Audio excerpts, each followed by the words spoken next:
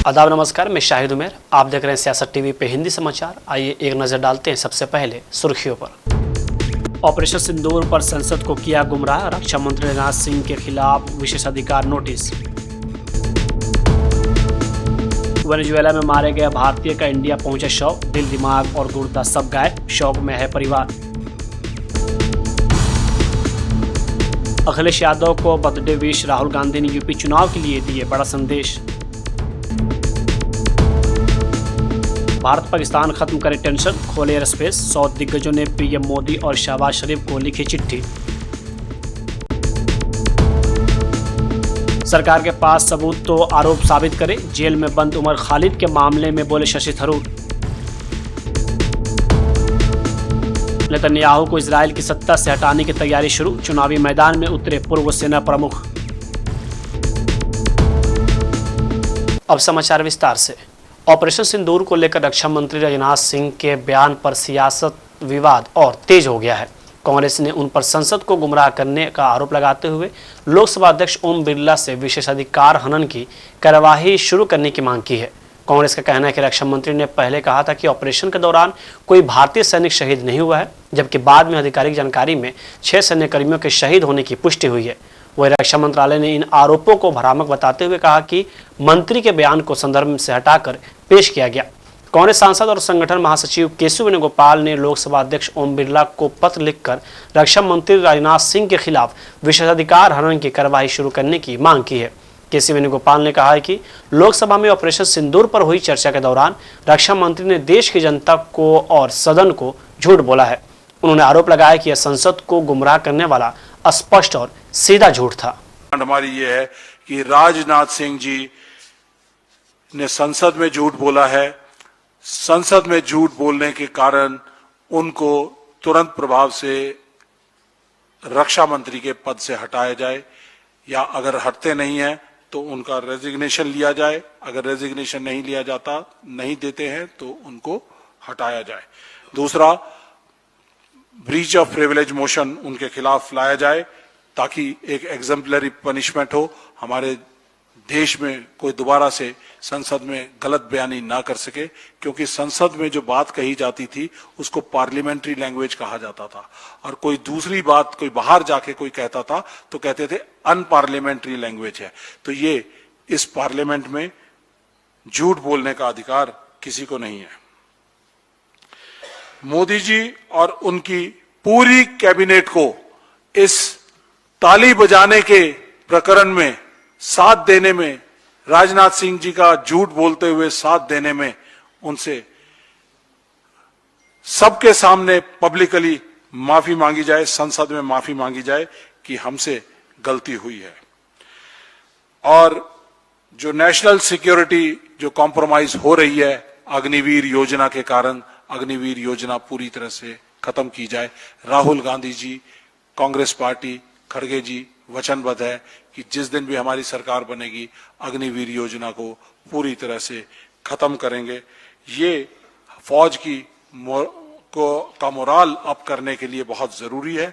इसलिए अग्निवीर योजना शहीदों में, सैनिकों में भेदभाव करती है। भेदभावपूर्ण योजना को खत्म होना चाहिए। वेनेजुएला में मई में दिल का दौरा पड़ने से मरे एक भारतीय नाविक की मौत का रहस्य उस समय और गहरा गया जब उनका शव भारत लाया गया। 33 वर्षीय राकेश चौहान के परिवार ने आरोप लगाया कि उनके शरीर से दिमाग, दिल और फेफड़ों समेत कई अंग गायब थे। इसके फेडरेशन ऑफ रिफर्सेस यूनियन ऑफ इंडियन यानी FSUI ने इस मामले की पूरी जांच की है। FSUI ने अपने सोशल मीडिया एक्स पर लिखा है कि चौहान का शव बिना किसी पोस्टमार्टम रिपोर्ट और वेनेजुएला के अधिकारियों की किसी जानकारी के उनके गृहनगर उत्तर प्रदेश के देवरिया भेज दिया गया। परिवार ने दोबारा पोस्टमार्टम की मांग की थी। संगठन ने लिखा, भारत में हुए आधिकारिक पोस्टमार्टम में एक भी अंग नहीं मिला। दिमाग गायब, दिल गायब, दोनों फेफड़े गायब, लीवर, किडनी, तिल्ली, अग्नाशय, पेट और आंतें, थायराइड, हाइड और लेक्स और ट्रेकिया सब कुछ गायब था। पोस्ट में यह भी लिखा गया है कि शव की गर्दन से लेकर फ्यूबिक हिस्से तक 22 टाके और एक कान से दूसरे कान तक 21 टाके पहले से लगे हुए मिले। शरीर पर पहले चोट के कोई निशान नहीं थे।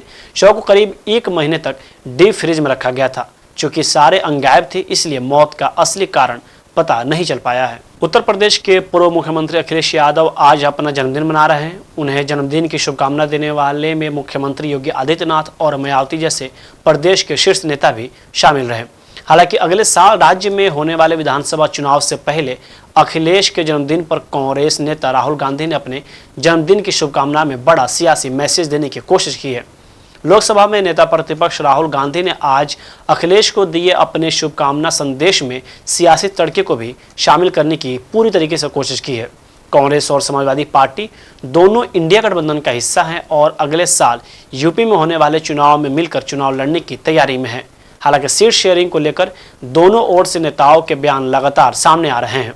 हालांकि 2027 के विधानसभा चुनाव से पहले सपा कांग्रेस के साथ पीडीए के नाम पर चुनाव लड़ने की तैयारी में लगी हुई है, लेकिन सीट शेयरिंग को लेकर दोनों दलों में बयानबाजी है। कांग्रेस सांसद इमरान मसूद इस मामले में लगातार मुखर हैं और पिछले दिनों दावा किया था कि कांग्रेस प्रदेश की सभी 403 सीटों पर अकेले ही चुनाव लड़ेगी। इसी तरह यूपी में कांग्रेस प्रभारी राजेंद्र पाल गौतम ने भी पिछले दिनों कहा था, दोनों दलों के बीच सीटों का बंटवारा 50-50 फॉर्मूले पर ही होना चाहिए। हिस्सेदारी बराबर की रहेगी तभी सम्मान भी बराबर का होगा। वही भारत और पाकिस्तान के बीच रिश्ते फिर से सामान्य हो, इसको लेकर दोनों देशों के 100 से ज्यादा बड़े लोगों ने प्रधानमंत्री मोदी और पाकिस्तान के प्रधानमंत्री शहबाज शरीफ को चिट्ठी लिखी है। इसमें मांग की गई है कि दोनों देशों के बीच टेंशन खत्म हो और वीजा सर्विस फिर से शुरू की जाए। इसके अलावा एयर स्पेस को भी दोबारा खोलने की मांग की गई है।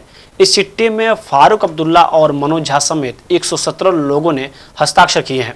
Centre for piece and progress की ओर से पीएम मोदी और शहबाज शरीफ को खुली चिट्ठी लिखी गई है। इसमें भारत पाकिस्तान के बीच संरक्षित वार्ता, पूर्ण राजनीतिक संबंध बहाल करने और लोगों के आपसी संपर्क फिर से शुरू करने की मांग की गई है। इसके अलावा धार्मिक और सांस्कृतिक आवाजाही को भी बढ़ावा देने की अपील की गई है। वही इसके बाद इस पूरे मामले पर अब पीडीपी प्रमुख महबूबा मुफ्ती का भी बयान सामने आया है। अभी अब रूमर्स है कि भाई ट्रैक टू डिप्लोमेसी चल रही है, श्रीलंका में बात हो रही है, थाईलैंड में बात हो रही है, तो ये तो अच्छी बात है। ये जो ट्रैक टू डिप्लोमेसी इंडिया और पाकिस्तान के जो रिटायर्ड डिप्लोमेट्स हैं, आर्मी मैन है, वो मिल रहे हैं, बात कर रहे हैं। आपके आरएसएस की जो सीनियर लीडरशिप है, चाहे वो हजबोले है, चाहे भागवत जी हैं, उन्होंने भी इस स्टैंड को एंडोर्स किया कि बातचीत होनी चाहिए। तो मुझे लगता है कहीं ना कहीं कुछ न कुछ उम्मीद नजर आ रही है मुझे कि कुछ न कुछ होगा। और जम्मू कश्मीर जिस मुसीबत में, जिस तकलीफ में फंसा है, जो दोनों मुल्कों के लिए जंग का अखाड़ा बना है, तो ये तब्दील होकर एक अमन का ब्रिज बन सकता है। राम मंदिर चंदे में कथित हेराफेरी के मामले पर कांग्रेस नेता सुप्रिया श्रीनेत ने कहा कि राम मंदिर में भगवान श्री राम के दरबार में जो हुआ वह चंदे या चढ़ावे की चोरी जैसी मामूली कोई घटना नहीं है। यह 145 करोड़ लोगों वाले इस देश की आत्मा और करोड़ों हिंदुओं के दिलों पर चोट है। छोटे मोटे प्यादों को तो गिरफ्तार किया जा रहा है, जबकि बड़ी मछलियों को चोरी की संपत्ति ठिकाने लगाने के लिए खुला छोड़ दिया गया है। चंपत राय के खिलाफ एफआईआर दर्ज क्यों नहीं की गई? वे दावा करते हैं कि उन्होंने शिकायत की थी, लेकिन किससे? क्या यह आपकी निजी संपत्ति थी या यह देश और भगवान राम के मंदिर से जुड़ा मामला था? ऐसे बड़े मुद्दे से ध्यान नहीं भटकाया जा सकता और न ही छोटी मोटी बातों से जनता को गुमराह किया जा सकता है। ये 8 लोगों की गिरफ्तारी या जिस तरह की पूछताछ की जा रही है, ये सब आंखों में धूल झोंकी जा रही है। राम मंदिर में प्रभु श्री राम के दरबार में कोई चंदा चोरी, चढ़ावा चोरी जैसी साधारण चोरी नहीं हुई है। ये करोड़ों हिंदुओं की, 145 करोड़ के इस देश की आत्मा पर प्रहार है। ये हमारे विश्वास पर, हमारे धर्म पर सबसे बड़ा हमला है जो आज तक इतिहास में पहले कभी नहीं हुआ था, जो नरेंद्र मोदी जी और उनकी सरकार ने कर डाला है, उनके तत्वावधान में हुआ है। ट्रस्ट नरेंद्र मोदी जी ने बनाया, शिलान्यास से लेकर उद्घाटन और हर चीज उन्होंने करी। अब वो चुप्पी करके बैठे हैं। उत्तर प्रदेश के मुख्यमंत्री हर तरह का बयान दे रहे हैं। आप तो हर महीने जाते थे, आपके एलआईयू, आपके आईबी से आपके पास कोई खबर नहीं, आपके पास कोई इनपुट नहीं आया। तो सवाल इस बात का है कि जब इतना बड़ा हमारे धर्म पर, हमारी आस्था पर हमला हुआ है, तो उसको साधारण चोरी मान के कार्रवाई नहीं हो सकती। छोटे छोटे प्यादों को पकड़ा जा रहा है और जो बड़े मगरमच्छ हैं उनको छोड़ दिया गया माल ठिकाने लगाने के लिए। जिन चंपत राय बंसल से आज पूछताछ हो रही है, उनके खिलाफ एफआईआर क्यों नहीं हुई है? उनको गिरफ्तार क्यों नहीं किया गया? उनकी जांच क्यों नहीं हो रही? वो सर्वे सर्वा ट्रस्ट के बने हुए थे, वो कह रहे हैं मैंने इसकी कंप्लेन करी थी। किसको कंप्लेन करी थी आपने? ये आपके घर का संपत्ति थी या इस देश की प्रभु राम की मंदिर की बात थी? तो मुझे ऐसा लगता है कि ये छोटी छोटी बातें करके इतने बड़े मुद्दे को ना बरगलाया जा सकता है लोगों के, और ना लोगों की आंखों में धूल झोंकी जा सकती है। कितनी कटौती हुई है? 5 रुपए पेट्रोल पे और 3 रुपए। आपको पता है कि जो कच्चे तेल का दाम है वो 5 साल में सबसे कम लेवल पर आ गया है। 5 साल में 75 से 72 डॉलर के बीच में कच्चा तेल बिक रहा है इंटरनेशनल मार्केट में। 20-20, 25-25 रुपए नेपाल और पाकिस्तान जैसे कंगले देश काट रहे हैं और हम 5 रुपए करके खुशी मना रहे हैं। और एक बात असलियत यह है कि प्रधानमंत्री की खोटी और गंदी विदेश नीति की वजह से आज हम अलग थलग पड़ गए हैं। जब ईरान के प्रेसिडेंट की डेथ हुई थी तो हमारे वाइस प्रेसिडेंट गए थे, और आज जब उनके सर्वोच्च नेता सुप्रीम लीडर की फ्यूनरल है तो उसमें हमारे यहाँ से MOS लेवल के मंत्री भेजे जा रहे हैं। मुझे ऐसा लगता है जिस तरह का हमारा सदियों से ईरान से संबंध रहा है, जिस तरह से ईरान और हम एक दूसरे के लिए खड़े रहे हैं, ये विफल विदेश नीति का, इजराइल के सामने नतमस्तक होने का, अमेरिका के सामने नरेंद्र मोदी जी का सरेंडर करने का एक और प्रमाण है। हरियाणा के अंबाला जिले के धनौरा गांव में बोरवेल में गिरे 4 वर्ष के बच्चे निर्भय को डॉक्टरों ने मृत घोषित कर दिया। बच्चे को बाहर निकालने के लिए 21 घंटे तक अभियान चला। बाहर निकालने के बाद बच्चे को तत्काल अस्पताल ले जाया गया, जहां डॉक्टरों ने उसे मृत घोषित कर दिया। मेडिकल ऑफिसर डॉक्टर ऋषि पाल ने बताया कि जैसा कि आप सभी जानते हैं, ऑपरेशन के दौरान आप में से कई लोग सुबह से ही रेस्क्यू वाली जगह पर मौजूद थे। कई घंटों की लगातार कोशिश के बाद बच्चे को आखिरकार बाहर निकाला गया और तुरंत इमरजेंसी डिपार्टमेंट में भेज दिया गया। रेस्क्यू वाली जगह पर ही हमने देखा कि बच्चे की हालत बहुत गंभीर थी। जब उसे अस्पताल ले जाया गया तो हमने ECG किया, जिससे पुष्टि हुई कि बच्चे की मौत हो चुकी है। सिविल हॉस्पिटल अंबाला के अंदर पोस्टेड हूँ। CMO साहब के ऑर्डर के अनुसार मुझे पोस्टमार्टम ड्यूटी के लिए यहाँ पर बुलाया गया था। मैंने डॉक्टर शैलजा के साथ बोर्ड में ये पोस्टमार्टम कंडक्ट किया है। निर्वैर सिंह बच्चा था, 4 साल, लगभग 3.5 से 4 साल इसकी आयु थी। ये बोरवेल में से बॉडी मिली है रात को 4-1 बजे, और इसका इस कंडीशन में मृत अवस्था में ही आया है जी। पेपर्स के मुताबिक तो मृत अवस्था में ही लाया गया है। बाकी इसको काफी सारी चोटें भी थी, सिर पर, छाती पर, दोनों टखनों पर, और इसके अलावा ड्राउनिंग के भी फाइंडिंग्स मिली है इसकी। तो इसका कॉज ऑफ डेथ ही है, दोनों का ही इफेक्ट है, चोटों और उसका ड्राउनिंग का। घटना के दौरान कितने समय में डेथ हुई? घटना के बाद में, गिरने के बाद में ज्यादा टाइम तक सर्वाइव नहीं कर पाया है। 12 घंटे से, लगभग 12 घंटे से ज्यादा ही लग रहा है मुझे तो। बाकी एकदम कमेंट अभी नहीं कर रहा मैं, पर 12 घंटे से ज्यादा ही लग रहा है। उद्धव ठाकरे गुट के सांसद संजय राउत ने पार्टी विधायक सचिन अहिर के एकनाथ शिंदे खेमे में शामिल होने की कदम की आलोचना की। उन्होंने कहा कि जो लोग सिर्फ अपने स्वार्थ के लिए पार्टी में शामिल हुए थे, उनके जाने का दुख क्यों मनाना।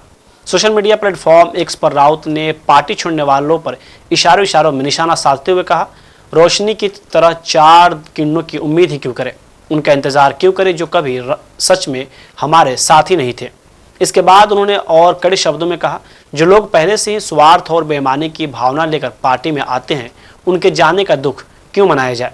इसके अलावा गहरी निराशा जाहिर करते हुए शिवसेना UBT नेता आदित्य ठाकरे ने सचिन अहिर के पार्टी छोड़ने पर सवाल उठाए कि उन्हें और क्या दिया जा सकता था।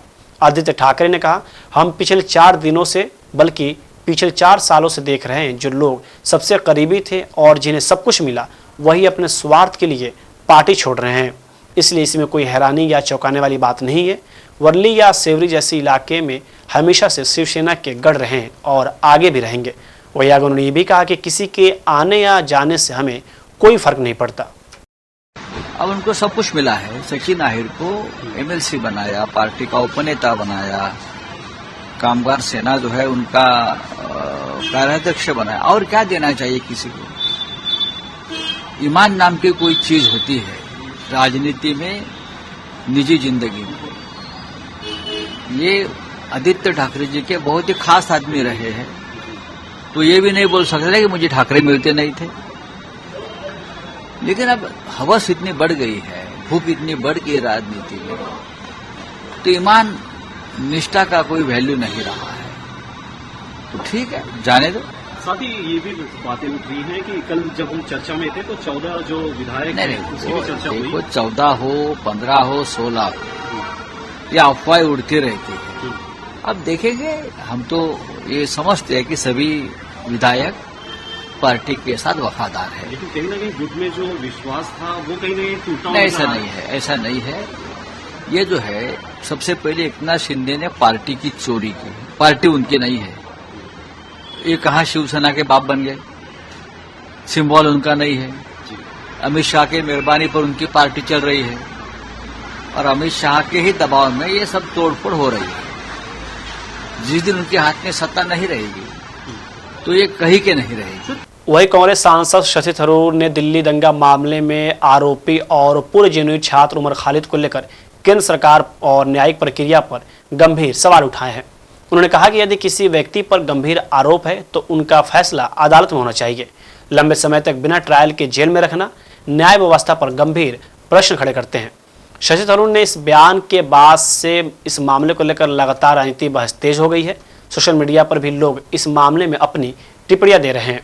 शशि थरूर ने सोशल मीडिया प्लेटफॉर्म एक्स पर अपनी प्रतिक्रिया देते हुए कहा कि यदि उमर खालिद के खिलाफ आतंकवाद या हिंसा भड़काने के पर्याप्त सबूत हैं तो सरकार को उन्हें अदालत में पेश कर साबित करना चाहिए कि वो आरोपी हैं। उन्होंने यह भी कहा कि हर भारतीय नागरिक को निष्पक्ष सुनवाई का अधिकार प्राप्त है और न्यायिक प्रक्रिया में अनावश्यक देरी चिंता का विषय है। कांग्रेस नेता गौरव गोगोई ने कहा कि वहां पर लोगों ने भाजपा की सरकार को चुना है और भाजपा ने वहां किस तरह से चुनाव जीता ये सभी जानते हैं। लोग यह भी देख रहे हैं कि वे कुछ राज्यों में जीते बिना भी संसद में अपनी संख्या कैसे बढ़ा रहे हैं। जनता देख रही है कि जहां भी भाजपा सत्ता में आती है वहां भ्रष्टाचार और सामाजिक तनाव कैसे बढ़ता है। वो वहाँ पर लोगों ने भाजपा की सरकार को चुना है और अब भाजपा की सरकार किस प्रकार से उन्होंने बंगाल में चुनाव जीता है सब लोग जानते हैं। पूरा भारत में किस प्रकार से वो बिना चुनाव जीते हुए सदन की संख्या किस प्रकार से बदल रहे हैं वो भी सब देख रहे हैं। और अब लोग स्वयं देखेंगे कि किस प्रकार भाजपा जहाँ जहाँ शासन में आती है वहाँ भ्रष्टाचार बढ़ता है, सामाजिक तनाव बढ़ता है। अब वहाँ पर लोग देखेंगे आने वाले समय में।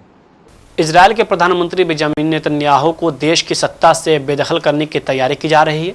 नेतन्याहू दिसंबर 2022 से लगातार इस पद पर बने हुए हैं, लेकिन आगामी चुनाव में उन्हें हटाने की तैयारी है। नेतन्याहू के मुख्य प्रतिद्वंदी माने जाने वाले पूर्व सेना प्रमुख गादी आइजनकोट ने अपना चुनावी अभियान शुरू कर दिया है। नई सेक्रेटरी पार्टी यशर के प्रमुख गादी आइजनकोट ने अपने चुनावी अभियान के दौरान एकजुट करने वाले नेता बनने का वादा किया और मौजूदा सरकार पर अराजकता पैदा करने का आरोप लगाते हुए उसे सत्ता से हटाने का वादा किया। उन्होंने प्रधानमंत्री पद के लिए चुनाव लड़ने की घोषणा की और शिक्षा, अर्थव्यवस्था और सार्वजनिक सुरक्षा से लेकर तमाम तरह के वादे किए। इजरायल को जीतना चाहिए के नारे के साथ आइजनकोट ने आगामी चुनावों को इजरायल की सुरक्षा, एकता और आत्मा के लिए निर्णायक बताया। इस दौरान उन्होंने 7 अक्टूबर 2023 के हमास हमले का भी जिक्र करते हुए कहा कि आगामी अक्टूबर में उस भयानक अक्टूबर की सरकार का अंत हो जाएगा। हम इजरायल के इतिहास में एक नया और कहीं बेहतर अध्याय शुरू करेंगे। हम इसे मिलकर लिखेंगे। हिंदी समाचार यही समाप्त होता है। मुझे दीजिए अब इजाज़त। बाकी खबरों के लिए बने रहें सियासत टीवी के साथ।